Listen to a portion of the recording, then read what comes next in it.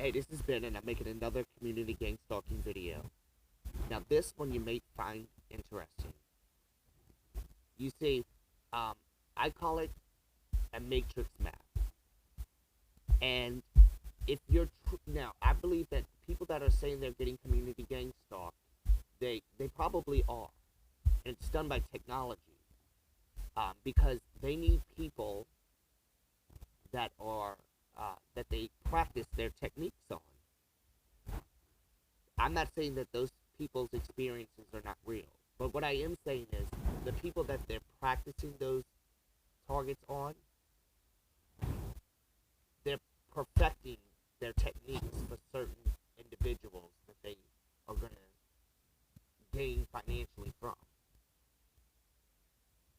And in order to carry out their agenda correctly, they have to perfect those techniques.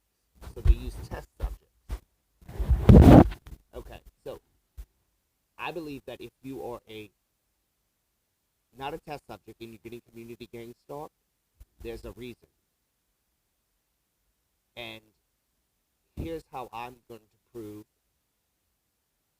the people responsible for my community gang stalking. This is how I'll prove it.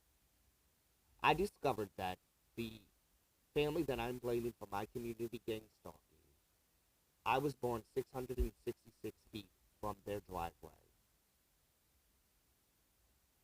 From that driveway to where the family member's gravesite is 13 miles, 666 feet. And back to where I was born, it was 13 miles. From his gravesite to where my family's marshland that I'm claiming is the reason for the community gang stalking, that is 66.6 miles.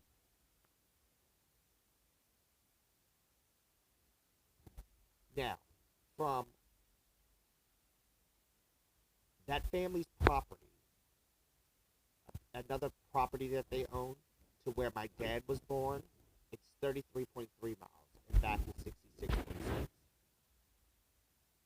From the house that I currently live in, that my children were born in, to that family's main property is 6.66 kilometers.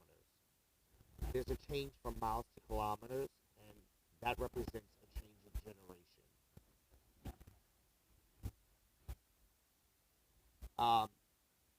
And that would be 13.3 or 2, whatever. There are several different points of interest that I could include, but you see, if you're going to prove that you're getting community gang stalked, I think that the most important key point for you to do is to sit down with a map and try to figure out who could be responsible for your community gang stalking. And if you follow this formula, you may be successful. You know, and the reason why I say this is because back in the day, if you were going to mind control a family or an individual, if you kept them in a map grid, so many miles by so many miles, you could control their occupation, religion, social status, education, etc. As long as your influence was big enough for that map zone. For instance, if I'm a wealthy politician, my influence may only go 50 miles versus someone who's a regular member of the community. His influence may only go 5 miles long, meaning his name, people may only know him 5 miles away from his house, etc. And if you have influence, the larger, the more influence you have, the bigger your map can be, meaning you can control more aspects of their life. And if you know that they travel outside of that map grid, you know that they need to be disciplined in some sort of way. whether they know it or not, you're going to discipline them by making their job harder, by making their life at school harder, etc.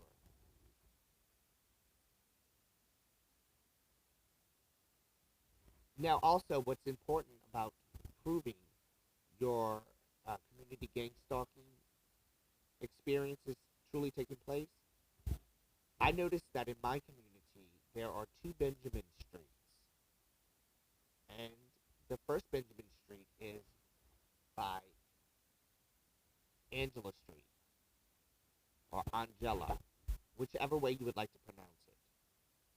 My sister's name is Angela, and right next to it is the street Benjamin. And if I draw a straight line, I'm gonna save that for later because I want to make sure that it's correct. But also, there is another street named Benjamin here in my community, separated from the first street. And my son's name is Benjamin as well. Now, if that wasn't significant, then uptown in New Orleans, there's a street named Benjamin, and it intersects the street Cherokee. And I'm of native Cherokee descent, partial, from my mother's side. And it so happens that those two streets are around the same area of one of the family members' houses that I'm claiming community gang stalking.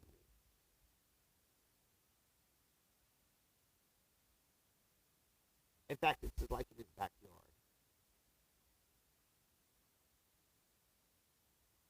Now, what's significant about Benjamin Street Uptown is it's 1.18 miles long, and I was born on January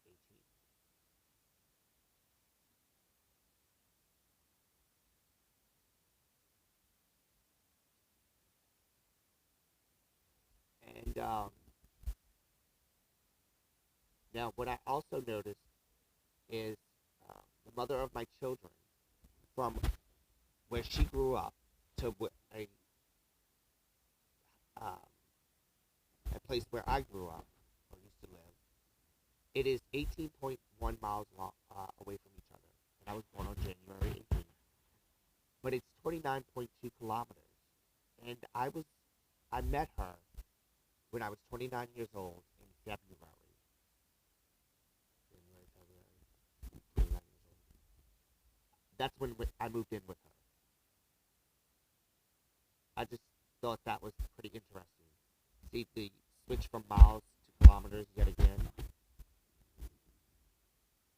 That's where we made our first child in February, I believe, February, around that time.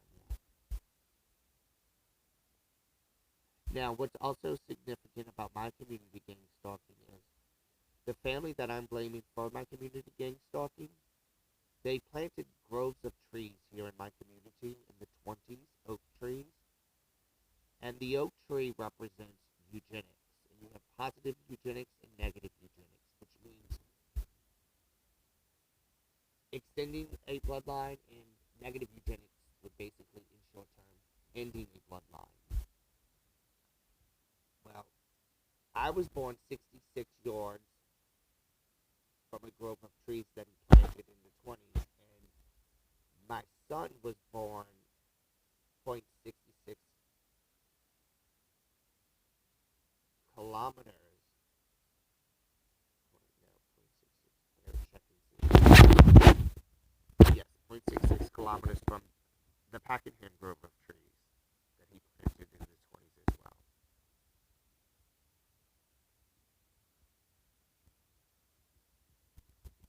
And I'm not sure why somebody